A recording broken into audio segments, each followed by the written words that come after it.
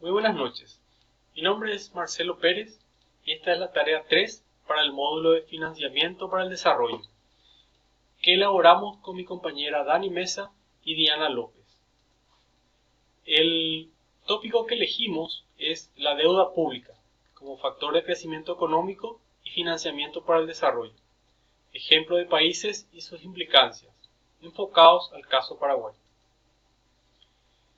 Dividimos nuestro tema en 4 grandes tópicos: el crecimiento económico, la deuda pública, la financiación de esta deuda y el caso Paraguay, que es el caso en que me voy a enfocar para no alargar tanto la presentación. Comencemos con el crecimiento económico. El crecimiento económico se mide como el aumento porcentual del Producto Interno Bruto en un año. El crecimiento económico solo supone el aumento de la producción y la productividad de un país, pero sin tomar en cuenta el bienestar de la población. La deuda pública constituye uno de los instrumentos más importantes de un país para obtener recursos y poder ejecutar sus programas de gobierno en pos del cumplimiento de sus fines y objetivos. No confundir esto con déficit público. En este gráfico tenemos la deuda de América Latina en relación a su Producto Interno Bruto. Y vemos que Paraguay tiene esta relación en la más baja, el 24,4%. La de Brasil sería la más alta con 83,4% y con una media del 46,5% en América Latina. ¿Cómo está el avance de la deuda pública? Bueno, en el 2013 teníamos 2.674 millones de dólares de deuda, para en el 2018 cerrar con un 6.403. El nivel de los ingresos tributarios en países de desarrollo. ¿Cuál es el gasto público deseable? Bueno, no hay una forma mágica, pero los datos más recientes muestran que los países industrializados es aproximadamente el doble del nivel tributario en una muestra representativa que en los países en desarrollo. Por ejemplo, 38% en comparación del 18% en los países en desarrollo. ¿Cómo estamos en América Latina con la presión fiscal? En América Latina en el 2005 teníamos una presión fiscal media del 17,0. La Unión Europea en el mismo año 40,1. O sea, los países desarrollados tienen mayor presión fiscal. En Latinoamérica, ¿cómo está Paraguay? Fíjense que Paraguay está en 17,5. Brasil tiene un 32%. En una media del 30%, Paraguay está muy por debajo. Esto es en el año 2013. Bueno, enfoquémonos en el caso Paraguay. Un panorama general. Paraguay presenta uno de los casos de mayor retraso de la región en términos de estructura tributaria. Una economía basada en la actividad agropecuaria tradicional, una escasa participación de la industria y un renglón de comercio y servicios muy informal. En las últimas décadas se produjeron reformas en el sistema tributario paraguayo con el fin de corregir estas ineficiencias. Pese a esto, lastimosamente el sistema tributario aún sigue siendo débil. La estructura tributaria actual. La estructura tributaria actual está dominada por impuestos indirectos. La relación entre los impuestos directos e indirectos se ha mantenido bastante estable, con porcentajes del 16 y 84% respectivamente en el 2006 y del 22 y 78% en el 2015. ¿Cómo está la composición de los impuestos tributarios en Paraguay? Bueno, tenemos que el IVA es el mayor recaudador con 49,8%. Después está el IRASIS con 35%, el IRAGRO solamente un 2,6%. El IRP es marginal de 1,6%. Y el IVA agropecuario también muy marginal en un país agropecuario del 3,2%. ¿Cuáles son las propuestas? Bueno, las propuestas en el caso del impuesto a la renta personal, que pese a su crecimiento, en el 2015 el IRP representó solo el 3,2% del total. Uno de los principales problemas en su ejecución es la gran variedad de los deducibles.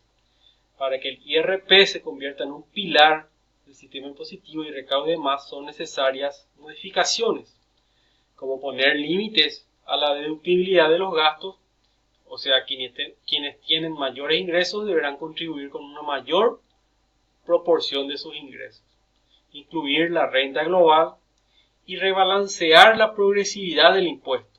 ¿Qué significa esto? Revisar las alícuotas y tasas del mismo y adaptar las mismas a los diferentes estratos de ingresos.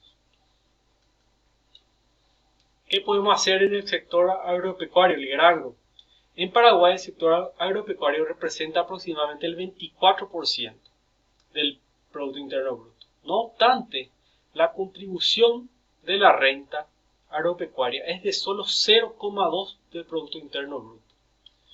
Esto no es muy bueno.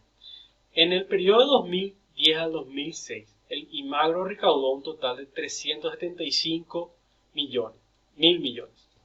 Mientras que el IRAGRO, desde su entrada en vigor en el 2014, recaudó el doble, 669 mil millones. Es decir, en menos años de vigencia el IRAGRO recaudó casi el doble.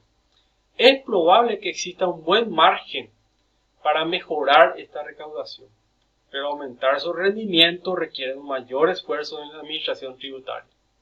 Se debe controlar los precios de transferencias, por ejemplo.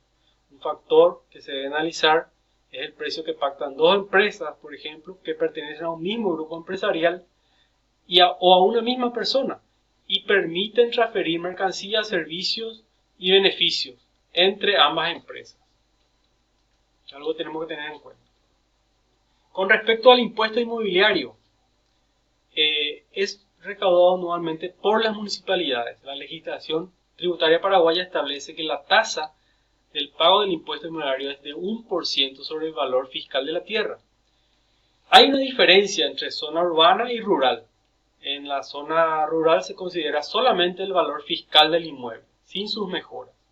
En cambio, en el primero se calcula sobre el valor de ambos.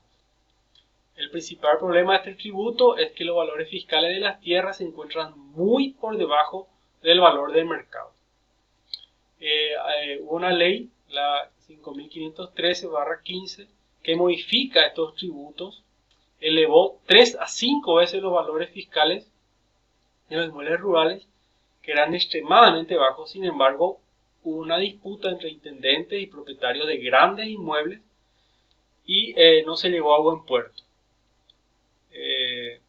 Se sugiere la mejora gradual de las estadísticas de recaudación y cumplimiento tributario, el intercambio y coordinación institucional para que se pueda hacer un buen impuesto inmobiliario.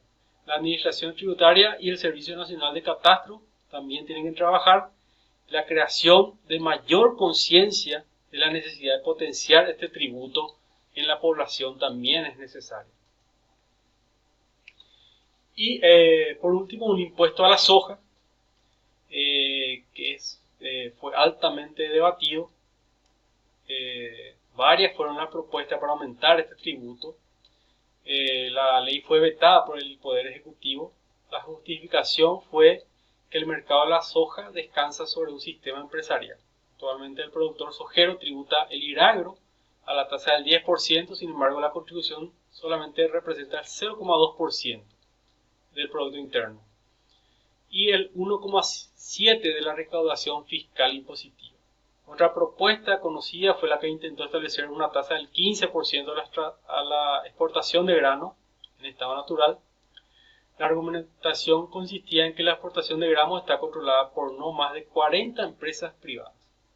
Por otro lado, se argumenta que la producción de grano estaba con subsidio de gasoil. Del mismo modo, han argumentado que el sector sojero tiene una utilidad del más del 60%. No están contribuyendo todo lo que debería. Por lo tanto, existen varios desafíos a tener en cuenta. Por un lado, se requiere implementar reformas de manera gradual para aumentar sustancialmente las recaudaciones.